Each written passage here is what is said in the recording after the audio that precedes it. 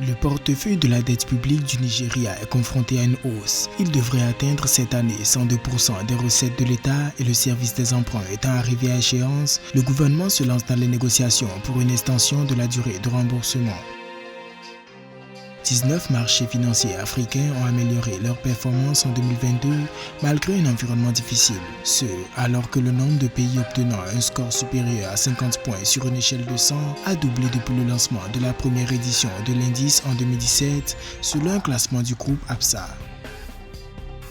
En Afrique du Sud, la défaillance du réseau électrique et les enjeux de la transition énergétique poussent certains industriels miniers à produire leur propre énergie. C'est le cas de Gold Fields qui, pour une valeur de 38 millions de dollars, a bouclé la construction d'une centrale solaire de 50 MW pour sa mine d'or.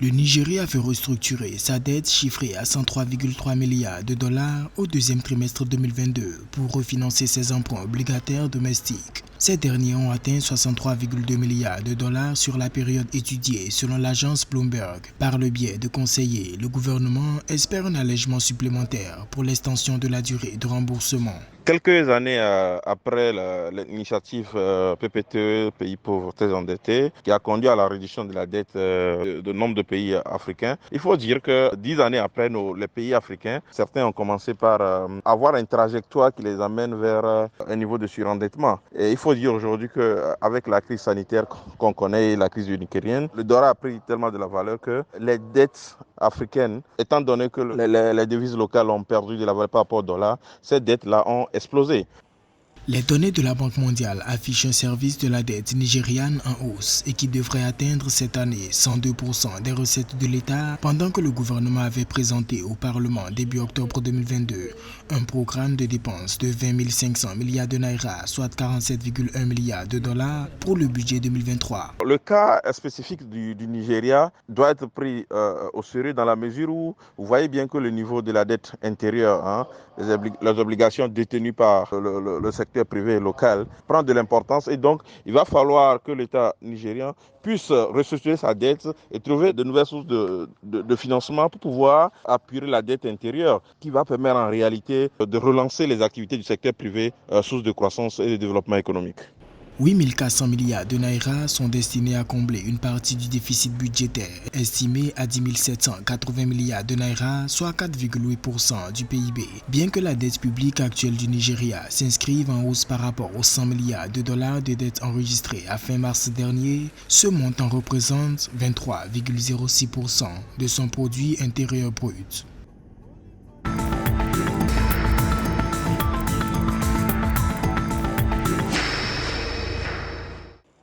Il ressort du classement des marchés financiers africains les plus développés en 2022 que 19 marchés financiers ont amélioré leur performance cette année. L'Afrique du Sud reste en tête selon un rapport publié le 13 octobre par le groupe de services financiers sud-africain APSA et le Forum officiel des institutions monétaires et financières OMFIF spécialisé dans le domaine de la finance et de l'investissement public. L'île Maurice arrive en deuxième position. Viennent ensuite l'Ouganda, le Botswana, la Namibie, le Ghana, le Kenya, le Maroc puis l'Égypte.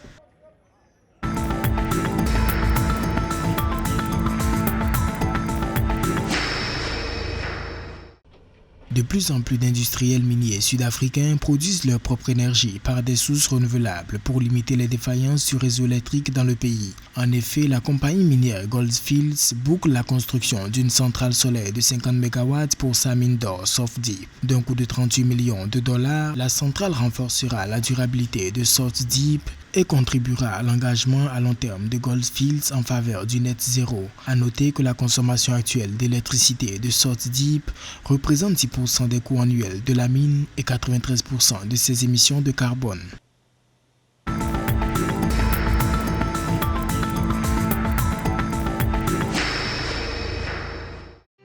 Le Bénin a procédé le 15 octobre 2022 à la signature avec la Banque mondiale d'un accord pour le financement du projet Building Resilient and Inclusive Cities, une composante importante du programme d'action du gouvernement. Le montant total de cet accord est de 200 millions de dollars, soit environ 130 milliards de francs CFA. Le projet vise principalement le renforcement des infrastructures d'assainissement et de lutte contre les inondations dans les communes d'Alada, d'Aplaroué, de Dassazoumé, de Djougou, de Kandi, de Lokossa et de Pobé. La signature de cet accord de financement vient renforcer les efforts du gouvernement visant l'amélioration des conditions de vie des populations.